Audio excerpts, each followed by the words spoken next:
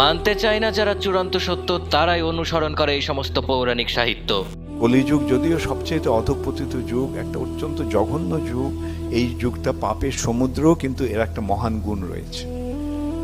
সেই গুণটি হচ্ছে কেবল ভগবানের নাম কীর্তন করার ফলে সকলে এই জড়জগতের বন্ধন থেকে মুক্ত হতে পারে। সত্য কোনো সময়ের দাস নয়, সত্য কোনো স্থানের দাস নয়, সত্য কোনো ব্যক্তির দাস নয়। আর সেই নিরাকার সর্বব্যাপক শূন্য সত্যকে আমরা নিয়ন্ত্রণ করতে চাই সবসময়। কথিত এই কলিযুগ সম্পূর্ণ মানুষের বানানো, এটি কখনোই সত্য নয়। এটা কলিযুগ পাপে পরিপূর্ণ অন্ধকার অধপতিত একটি যুগ। এই যুগে নাকি মূর্খ সবাই, মূর্খ শুধুমাত্র আমরাই। কারণ পৃথিবীর দিক তাকিয়ে দেখুন, পৃথিবী আজ পৌঁছে গেছে কোথায়। চিকিৎসা, পদার্থ, জ্যোতির্বিদ্যা, রসায়ন সহ বৈদিক জ্ঞান বিজ্ঞানকে উচ্চিক রেখে ভক্তিবাদের একপাক্ষিক উপাসনা মানুষের মধ্যে অত্যন্ত সুপরিকল্পিতভাবে প্রবেশ করানো হচ্ছে। এটা কলিযুগ, পাপে পরিপূর্ণ ভয়ঙ্কর একটি অন্ধকার যুগ। তাই মানুষ এই যুগে বৈদিক কঠোর সাধনা, তপস্যা, যজ্ঞ করতে পারবে না। মানুষের মস্তিষ্ক অত্যন্ত দুর্বল, তাই মানুষের উচিত হরিনাম করা। এটাই নাকি মুক্তির একমাত্র উপায়। এটা কি সত্যিই মুক্তির পথ নাকি বিপদগামী পথ? আপনারা একটু বিচার করুন।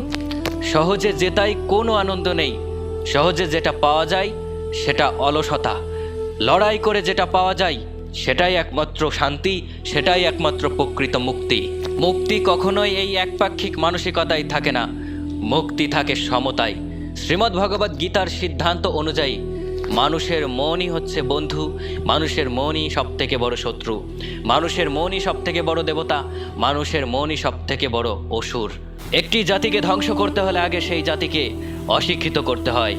আমরা এখন শুধু অশিক্ষিত নই, সেই সাথে অশিক্ষা আর কুশিক্ষাও চেপে বসেছে আমাদের দূষিত মগজে। আসলে বসেছে বললে ভুল হবে, বসানো হয়েছে। কলিযুগের কথা প্রচার করে অন্যায়কে বৈধতা দেওয়া হচ্ছে, কিন্তু কখনোই অন্যায়ের বিরুদ্ধে রুখে দাঁড়ানো হচ্ছে না। কখনোই প্রচার করা হচ্ছে না আমাদের অন্যায়ের বিরুদ্ধে রুখে দাঁড়ানো উচিত, কখনোই প্রচার করছে না এ কথা। সেই জন্য তিনি কলিকে প্রাণে বধ করলেন না, কলিকে থাকতে দিলেন। থাকুক, হ্যাঁ, এই যুগের ওপর তুমি আধিপত্য করো। আমি জানি তোমার প্রভাবে নানা রকম অন্যায় আচরণ হবে, নানা রকম অসুবিধা হবে। শুধু অন্যায়কেই বৈধতা দেওয়া হচ্ছে না, বরং বৈদিক অস্তিত্বকেও অস্বীকার করা হচ্ছে। বলা হচ্ছে কলিযুগে এই সমস্ত উপাসনা পদ্ধতি চলবে না, এই সমস্ত কঠোর অনুসন্ধান চলবে না, এই সমস্ত কঠোর তপস্যা যজ্ঞ এই যুগে চলবে না। কারণ এই যুগের মানুষ অত্যন্ত মূর্খ, অত্যন্ত দুর্বল। কলিযুগের এই বিশ্ব ব্যবস্থা শুধুমাত্র আমাদের জন্যই, অন্য কারোর জন্য নয়। কারণ বর্তমান বিশ্বের দিকে তাকিয়ে দেখুন, প্রযুক্তিতে তারা কত উন্নতি করেছে। চিকিৎসা, পদার্থ, জ্যোতির্বিদ্যা, রসায়ন সহ কত কিছু তারা উন্নতি করেছে, মহাকাশে পৌঁছে গেছে। উন্নতি করতে পারেনি কারা? শুধু তাই নয়, বর্তমান পৃথিবীতে সবথেকে বেশি শোষিত কারা? কারা সবথেকে বেশি নির্যাতিত? কোন জাতি সবথেকে বেশি বঞ্চিত? অশিক্ষিতই বা কারা? কারা সবথেকে বেশি মার খায়? কোন জাতি সবথেকে বেশি ক্ষুধার্ত হয়ে অনাহারে চিৎকার করে শান্তি ভিক্ষা করতে করতে মারা যায়? চারিদিকে আমাদের এমন অপমান, অধপতন দেখে মনে হতেই পারে এটাই বোধহয় পৃথিবীর সবচাইতে বেশি অভিশপ্ত একটি ধর্মীয় জনগোষ্ঠী। কেন আমরা মার খাই? কেন আমরা না খেয়ে মারা যাই? আমাদের এই করুণ অধপতনের জন্য আসলে কারা দায়ী? একই ধর্মের অনুসারী সবাই নিজেদের মধ্যে আজ করছি লড়াই। হারিয়েছি একতা, হারিয়েছি সাহস। শান্তি চাই, শান্তি চাই, আসলে অন্যকে আঘাত করেই আমরা শান্তি পাই। এক ভাইয়ের বিপদে আজ আরেক ভাই বুক পেতে দিতে ভয় পায়। অন্য ভাইকে বিপদে ফেলে আমরা আসলে সুখ পাই। সত্য কোনো ক্যালেন্ডারের পাতায় বন্দী নয়। এই চারটি যুগ আপনার অন্তঃকরণের চারটি অংশ, মন, বুদ্ধি, চিত্ত, অহংকারের বিবর্তন।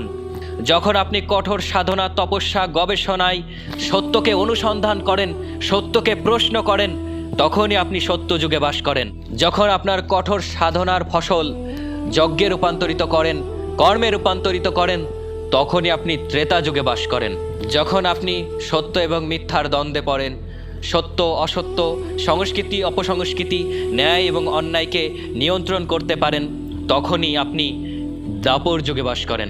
আপনি যখন একপাক্ষিক মানসিকতায় বন্দী হয়ে যান এবং একপাক্ষিক অহংকারের মায়ায় অন্ধ হয়ে যান, তখনই আপনি কলিযুগে বাস করছেন। কলিযুগে ধর্ম শুধুমাত্র নামে সীমাবদ্ধ। সত্যের নাম নেওয়া হয়, কিন্তু সত্য ধারণ করা হয় না। যজ্ঞের নাম নেওয়া হয়, শুদ্ধ কর্ম করা হয় না।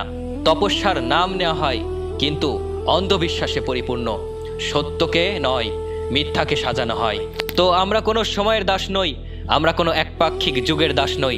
আমরা সম্পূর্ণ মুক্ত, এবং আমাদের এই মন, বুদ্ধি, চিত্ত, অহংকার, এই অন্তঃকরণের 4টি যুগই হচ্ছে আমাদের সত্য, ত্রেতা, দাপর, কলি।